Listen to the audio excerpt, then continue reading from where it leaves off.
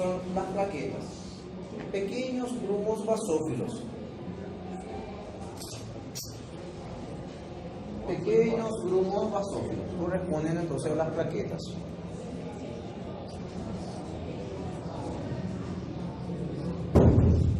Entonces una disminución excesiva va a alterar entonces el proceso de la formação de cordão plaquetário. Professor, então se tiver uma quantidade muito alta de plaqueta, não aumenta então o risco de desenvolver trombos? El tema es que el trombo no solo vamos a tener la formación de la plaqueta, en realidad se va a aumentar la formación del coágulo sanguíneo en sí. Pero ayuda a prevenir la formación del coágulo justamente al antiagregar, porque ahí vamos a tener que el coágulo ya es un proceso mucho más intenso que lo que sería la agregación plaquetaria, pero la agregación plaquetaria favorece a la formación justamente del coágulo. De ahí entonces que la disminución de esa agregación plaquetaria, la función plaquetaria va a alterar también el proceso de activación para la formación del coágulo sanguíneo. De ahí que se toma de forma profiláctica para evitar también los trombos. Pero en realidad, cuando uno está internado y quiere evitar la formación de un globo, lo que se realiza es una anticoagulación y no una antiagregación. Anticoagulantes, heparina por ejemplo. Heparina. Se suele anticoagular. Se realiza cuando hay factores predisponentes que favorecen una hipercoagulabilidad de la persona, aumenta la coagulabilidad. Ahí lo que se utiliza entonces no sería en ese caso un antiagregante, sino que un anticoagulante. Pero de todas formas, el antiagregante va a disminuir la formación de esos coágulos también al disminuir el efecto y la función de las plaquetas.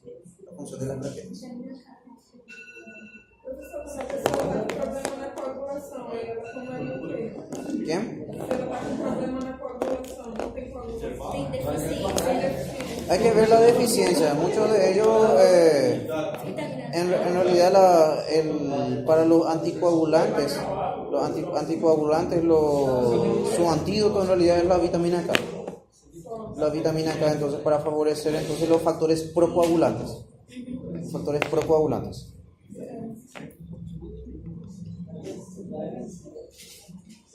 Bueno, terminamos leucocitos y vamos a empezar músculos.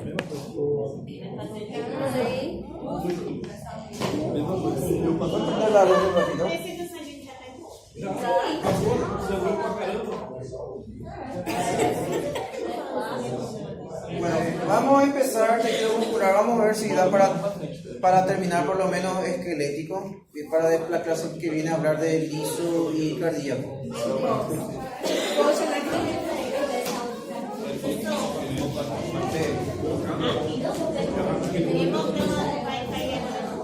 ¿Qué?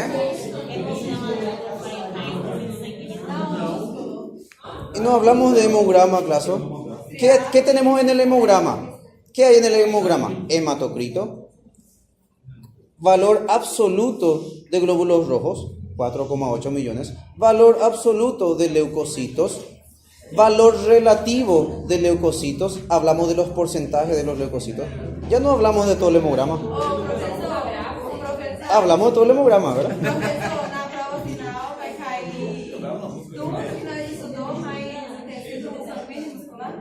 Hemoglobina también, hablamos de la hemoglobina y la cantidad. O sea, durante la clase ya hablamos de todito hemograma, solamente que nos pusimos un asterisco así, hemograma, ¿verdad? Pero dijimos todito hemograma. En cada uno hablamos los datos del hemograma. Todito. Hematocrito, glóbulos rojos, glóbulos blancos, valor relativo, valor absoluto, hemoglobina, plaquetas. Está todo el hemograma ahí. Ahí está todo el hemograma.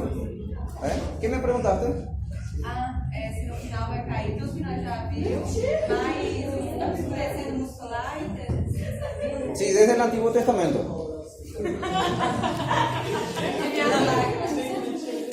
En realidad todos tejidos, epitelios hasta nervioso. No, o sea, epitelios hasta nervioso. Desde el epitelio nervioso.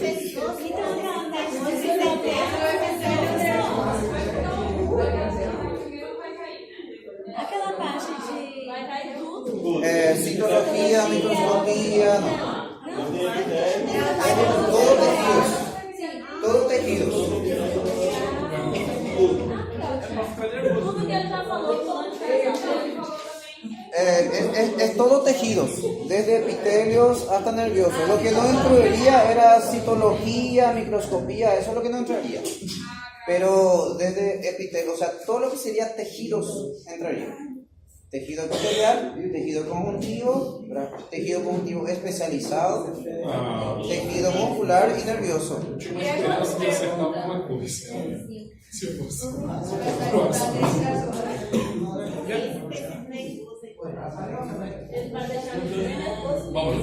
Bueno, tejido muscular, vamos a tener entonces dos clasificaciones grandes de tejido muscular. Histológicamente se clasifican entonces en músculo estriado y músculo liso. Estriado y músculo liso.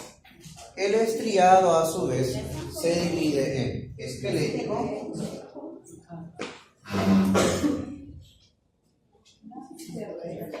cardíaco y visceral.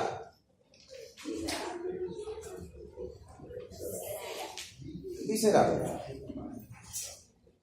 En realidad hay algunos libros en donde ese visceral no existe, pero es para nombrar solamente algunos músculos blandos, como la lengua y parte de la porción superior del esófago y la faringe, y algunos músculos de la respiración, como una porción del diafragma.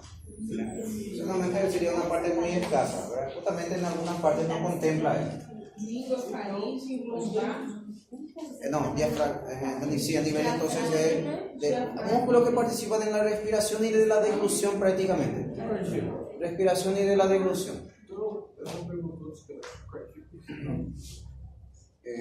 Entonces, tenemos que comentar sobre las características de cada uno. Entonces, el tejido muscular es el que se encarga de varias funciones importantes, como la locomoción cuando hablamos del músculo esquelético, la deglución cuando hablamos del esquelético visceral, la movilización del bolo alimenticio, el músculo liso principalmente, el transporte de lo que sería el flujo sanguíneo cuando hablamos de los vasos sanguíneos, lo que sería entonces la secreción de varias glándulas, la secreción principalmente de bilis, cuando hablamos de las vías biliares que también poseen músculo liso. También vamos a tener a nivel de las vías urinarias para la movilización de la orina. De ahí que vamos a encontrar músculos en diferentes órganos de diferentes tipos. Tenemos que hablar entonces de cada uno. Y vamos a empezar entonces con el músculo esquelético. Cuando se entiende el músculo esquelético, el resto es más sencillo.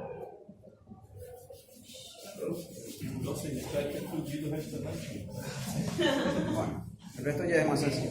Entonces, músculo estriado esquelético.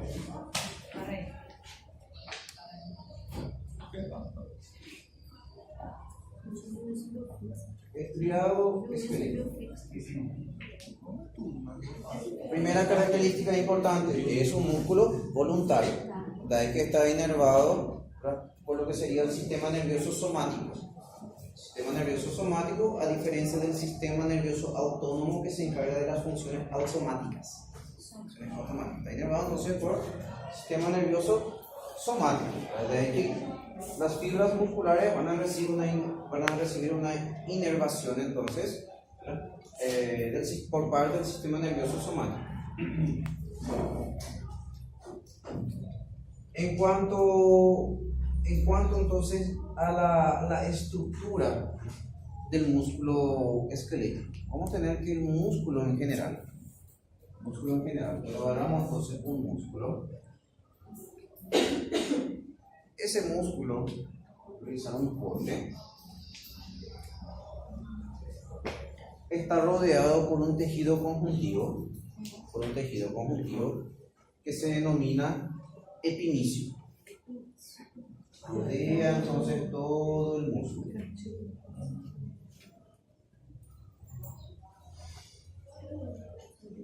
Ese epimicio va a dar unos tabiques que van a ingresar dentro del músculo y van a separar el músculo. Van a separar en fascículos o haces musculares. Esos tabiques que están separando el músculo en fascículos o haces musculares corresponden al perimicio. Separan entonces nuestro músculo en fascículos o haces musculares. A su vez, el perimicio envía otra vez tabiques que separan otra vez cada fibra muscular. Entonces, cada fibra muscular está rodeado por el endomisio. Entonces, rodeando todo el músculo, el epimicio. Va a desprenderse entonces tabiques de tejido conjuntivo que van a separar el músculo entonces en fascículos o haces musculares. Esos tabiques corresponden al perimicio. Nuevamente del perimicio se van a desprender tabiques de tejido conjuntivo que van a rodear a cada fibra muscular. Y corresponde al endomisio, a ese tejido conjuntivo.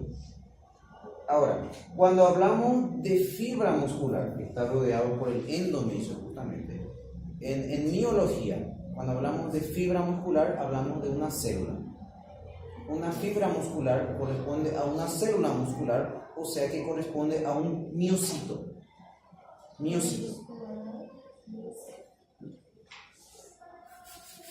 Entonces, cuando hablamos de una fibra muscular, estamos hablando de una célula muscular. Cuando hablamos de célula muscular, hablamos de miocitos.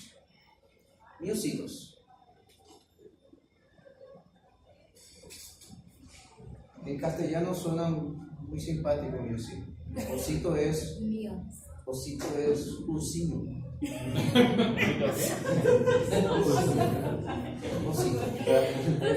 Entonces, pero solamente que es con S. Miocito, parece que tengo un osito de juguete. Entonces el miocito, vamos a tener miocito esquelético y miocito cardíaco. Y también vamos a tener el miocito del músculo liso. La fibra muscular esquelética, la célula muscular esquelética, es una célula especial porque se trata de una célula multinucleada. O sea que es una célula que puede llegar a medir incluso varios centímetros de gran longitud. Son células de gran tamaño, pueden llegar a medir varios centímetros y tienen varios núcleos. Se produce justamente por la unión de mioblastos, fusión de mioblastos, que son las células precursoras. Se fusionan dando lugar a una célula multinucleada de gran tamaño y de gran longitud. Sus núcleos se encuentran a la periferia, en contacto prácticamente con lo que sería su membrana plasmática, desplazados a la periferia de su citoplasma. Están desplazados a la periferia porque contienen grandes cantidades de miofibrillas en su interior. Grandes cantidades de miofibrillas que desplazan a la periferia al núcleo. Desplazan entonces el núcleo hacia la porción periférica. Cuando hablamos también de una célula muscular, de una fibra muscular, también se le dan nombres propios a algunas organelas. De esa forma vamos a tener entonces que la membrana plasmática o plasmalema en la fibra muscular se denomina sarcolema.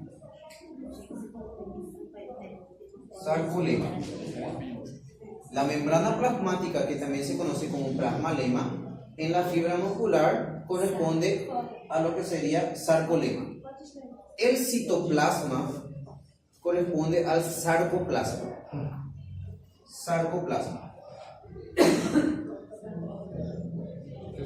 El retículo endoplásmico se denomina retículo sarcoplásmico.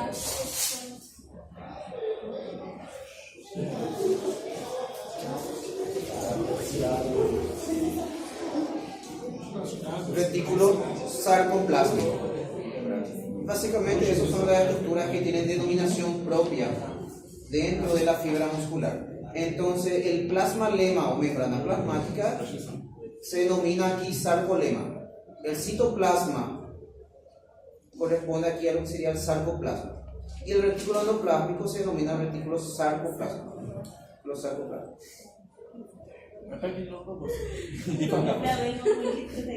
Ocorreu na retícula endoplasmática se chama retículo sarcoplasma. Sí. Aí El citoplasma, sarcoplasma. citoplasma sarcoplasma. Y la membrana plasmática o plasmalema, porque la membrana plasmática también se denomina plasmalema, en el músculo corresponde al sarcolema. Sarcolema. Entonces se le da denominaciones propias a la fibra muscular. A la fibra muscular. Aparte vamos a tener mitocondrias, varias mitocondrias, y dependiendo también del tipo de músculo, algunos van a tener más, otros van a tener menos, pero de todos modos van a tener mitocondrias y su retículo sarcoplásmico desarrollado más o menos dependiendo del tipo de músculo también, dependiendo del tipo de músculo.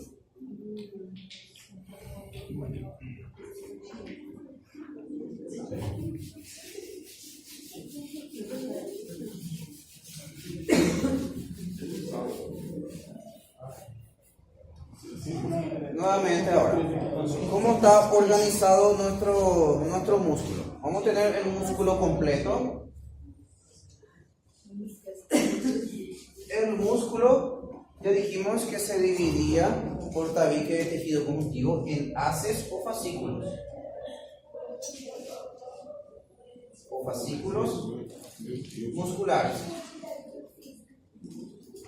El músculo rodeado por el epimicio, los haces o fascículos por el perimicio. Después vamos a tener que se dividen en fibras musculares.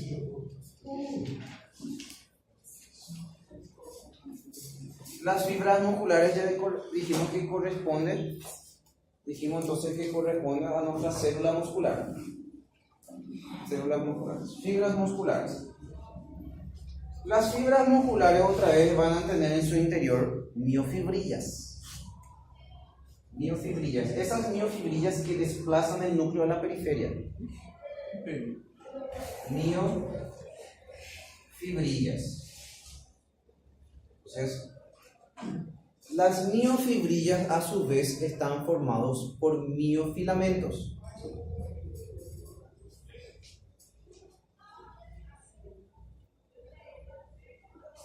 Miofilamentos. Y los miofilamentos tenemos de dos tipos: miofilamentos de actina y miofilamentos de miosina, o filamentos finos de actina y filamentos gruesos de miosina. Miofilamentos entonces tenemos de dos tipos.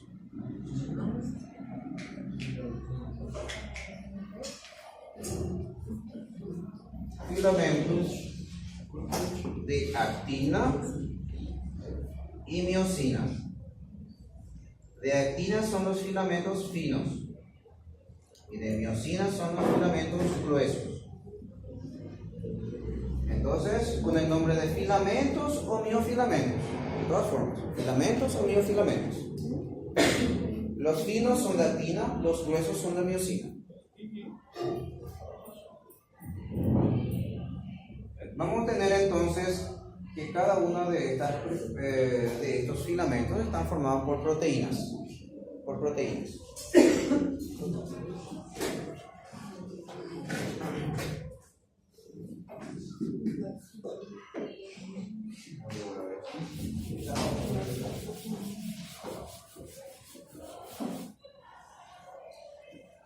Los filamentos de actina.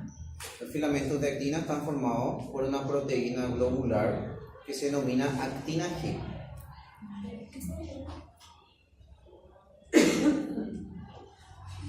actina G. Esa actina G se va a polimerizar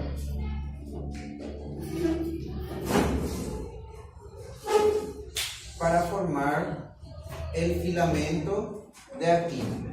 Y el filamento de actina está formado por una doble hélice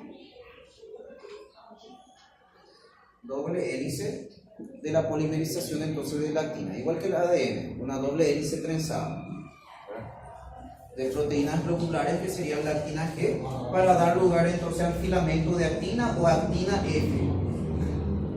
Actina F o filamento de actina simplemente, por la polimerización entonces de la actina G. Ali é o outro, professor? ¿Qué? Ali é zero ou só No, esta es uma representação? una proteína globular. Es una pelotita, no es cero. La polimerización forma entonces lo que sería la actina F o filamento de actina. Filamento de actina. São da actina G. ¿Cómo? É a polimerização da actina G que forma o filamento de actina F. Sí, exactamente, la polimerización. Aí é uma alfa-hélice, mais ou menos? Sí, una doble hélice justamente trenzada para helicoidal, justamente, igual que el ADN, similar a lo que ocurre con el ADN, parecido. Vamos a tener también la miosina. La miosina está formado, la molécula de miosina está formado por dos cadenas pesadas y dos cadenas ligeras de miosina. Dos cadenas pesadas que poseen una cabeza y una cola, cabeza y cola, y cadenas ligeras. Entonces, cadenas pesadas y cadenas ligeras de miosina. Entonces, dos cadenas pesadas que tienen cabeza y cola, y dos cadenas ligeras. Dos cadenas pesadas. Las cadenas pesadas, cada cadena tiene una cabeza y una cola. Y cadenas ligeras que se van a relacionar entonces. Entonces las cadenas pesadas, dos cadenas pesadas y dos cadenas ligeras van a dar lugar a lo que sería a nuestra molécula de miosina. Y esa molécula de miosina también se va a polimerizar y va a formar el filamento de miosina. Entonces vamos a tener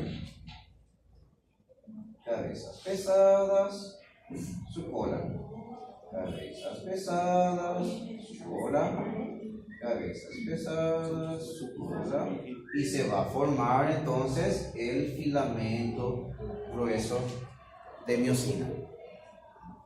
Filamento grueso de miosina. Acá ya no le dibujé mal en la cadena ligera, ¿verdad? Pero ya se entiende. Ya se entiende. Entonces se va polimerizando justamente y formando entonces el filamento grueso por la unión justamente de las moléculas de miosina. Las moléculas de miosina se van polimerizando y van a formar entonces la cadena gruesa, o sea, el filamento grueso de miosina. Entonces vamos a tener el filamento fino de actina y el filamento grueso de miosina.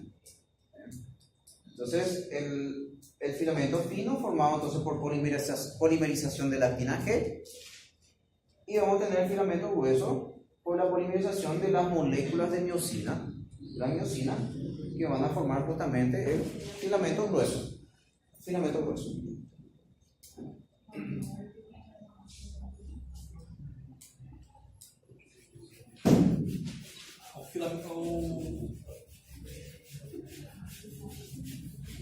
A cadeia ligeira são só esses risquinhos aí, professor? ¿Qué? A cadeia ligeira são só esses risquinhos aí, é? Sí, cadenas ligeras. Cadenas ligeras. Bueno, teniendo en cuenta entonces, dijimos que las miofibrillas estaban formadas por los filamentos finos y los filamentos gruesos, por miofilamentos. Entonces, las miofibrillas que desplazan los núcleos en la periferia están separados por unidades contráctiles. Unidades contráctiles se separan entonces en segmentos. Y cada unidad contráctil recibe el nombre de sarcómera. Sarcómera. Cada unidad contráctil recibe entonces el nombre de sarcómera.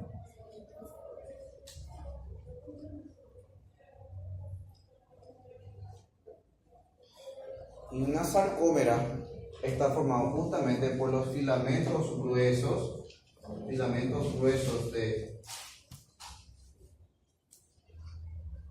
de miosina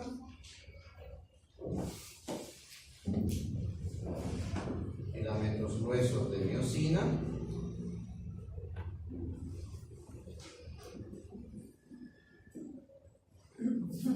y los filamentos finos de actina.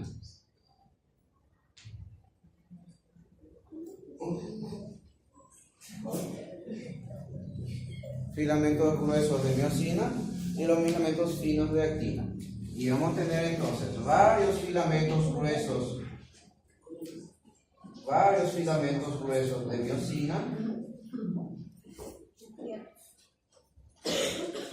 y también los filamentos finos de actina. En realidad vamos a tener rodeando a cada filamento grueso de miosina va a estar rodeando 6 filamentos de actina. 6 filamentos de actina. Solamente que mi imagen y esquema es en 2 dimensiones, de ahí que no da para ver dónde están los otros 4, ¿verdad? Pero para entender más o menos. Esos filamentos, acá vamos a tener entonces nuestra sarcómera, que era la unidad contráctil en las cuales se dividen las miofibrillas. Entonces nuestra sarcómera está formada por filamentos gruesos y filamentos finos. El límite de las sarcómeras se da justamente a unos sitios donde tenemos unas proteínas a las cuales se fijan los filamentos finos. Esa zona donde encontramos esas proteínas a las cuales se fijan se denomina discos o líneas Z. Discos o líneas Z. Discos o líneas Z, entonces, marcan el límite de una sarcómera. De ahí que una sarcómera va de una línea Z a otra, o de un disco Z a otro. Entonces, aquí al lado vamos a tener otra sarcómera, aquí del lado otra sarcómera con sus filamentos finos también, y sus filamentos gruesos, con sus filamentos finos y sus filamentos gruesos.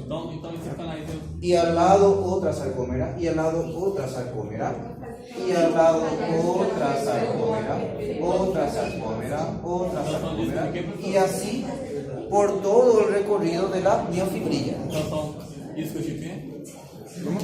Disco Z o línea Z. Z. Bueno, entonces está muy bien organizado. Una sarcómera al lado de otra, una sarcómera abajo de otra, y es esa organización que produce las estriaciones en el músculo estriado. Son esa organización que va a producir las estriaciones del músculo estriado. Porque vamos a tener zonas más oscuras y zonas claras, intercaladas. Porque una sarcómera está al lado de otra, y al lado de otra, y al lado de otra, y debajo también vamos a tener otra sarcómera, y debajo también otra sarcómera. Esas zonas oscuras se producen en las zonas donde vamos a encontrar los filamentos gruesos y los extremos de los filamentos finos. A esas zonas se le denominan bandas A. bandas A, donde vamos a encontrar los filamentos gruesos y los extremos de los filamentos finos. Esa zona es una zona donde vamos a encontrar que es más oscura y se denomina banda A. Mientras que las zonas claras, donde solamente encontramos filamentos de actina, se denominan bandas I. Entonces, bandas A son las bandas oscuras, donde encontramos los filamentos gruesos y los extremos de los filamentos finos. Y las bandas I son las zonas claras, donde encontramos solamente los filamentos finos de actina. Entonces está intercalado. Banda A, banda I, banda A, banda I. Y se produce estriaciones entonces. Porque debajo tenemos otra sarcómera y abajo vamos a tener entonces que continúa la zona oscura. Debajo otra sarcómera y debajo otra. Y aquí también la sarcómera debajo y va a continuar la banda clara por todo el recorrido del músculo. Por esa organización que posee. Por esa organización que posee. Entonces va intercalando de esta forma. Bandas claras, bandas oscuras, bandas claras y bandas oscuras. Vamos a tener entonces que cuando se produce a nivel del centro de la sarcómera, vamos a tener lo que se denomina línea M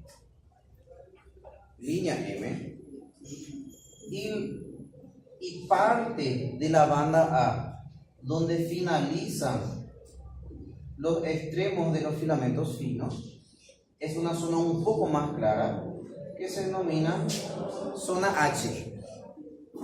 Zona H. Entonces la línea M es el punto medio de la sarcómera. ¿Qué ocurre en ese punto medio? Un filamento grueso se une con otro filamento grueso que está entonces en sentido contrario. En sentido contrario. En la línea M, un filamento grueso se une con otro filamento grueso, pero en sentido contrario. En sentido contrario. Entonces, un filamento grueso se une con otro filamento grueso a nivel de la línea M. Estos filamentos gruesos están en sentidos contrarios. En sentidos contrarios. Entonces, sarcómera entre las líneas o discos Z. Las zonas oscuras se denominan bandas A, donde encontramos los filamentos gruesos más los extremos de los filamentos finos. Las zonas claras se denominan banda I, donde encontramos solamente filamentos finos. La zona H está dentro de la banda A, donde encontramos los filamentos gruesos y ya no tenemos los extremos de los filamentos de actina. Entonces llegó hasta cierto punto el filamento de actina, hasta aquí, y esa viene a ser la zona H, donde encontramos solamente los filamentos gruesos y es una zona un poco más clara dentro de la banda A. Y la línea M es la zona central, donde vamos a tener la unión de un filamento de miosina con otro filamento de miosina que está entonces en sentido contrario. En sentido contrario.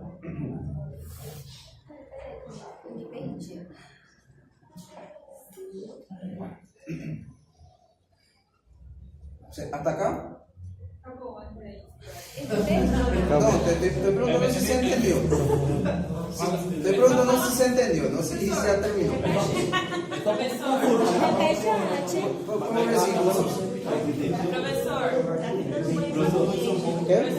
a linha M é a zona central, onde tem a união de qual filamento? Não entendi. Filamento grueso. Un filamento se está uniendo con otro, pero que está en sentido contrario. Sim, beleza. Que está en sentido contrario. Un filamento de miosina. Miosina. Y la actina no llega al punto central. Se fija el filamento a la línea Z. Professor, assim, essa parte eu entendi, mas a zona H, a ática, é praticamente a mesma coisa que o ponto medial? Ou ele só fica só nas linhas grossas ou ele pega também, como é que é o nome? vai pegar também as cabeças pesadas. Este sería la zona H. Acá sería el punto hasta donde llega el filamento fino. El punto hasta donde llega el filamento fino. De ahí que es parte de la banda A. Parte de la banda A. La zona H. Está dentro de la banda A. Entonces es el punto hasta donde llegó el filamento de actina. Hasta donde llegó el filamento de actina. Esa sería la zona H. Bueno, aparte vamos a tener otra proteína que ayuda a estabilizar el filamento de miosina. Ayuda a estabilizar el filamento de miosina. Y esa proteína es la titina.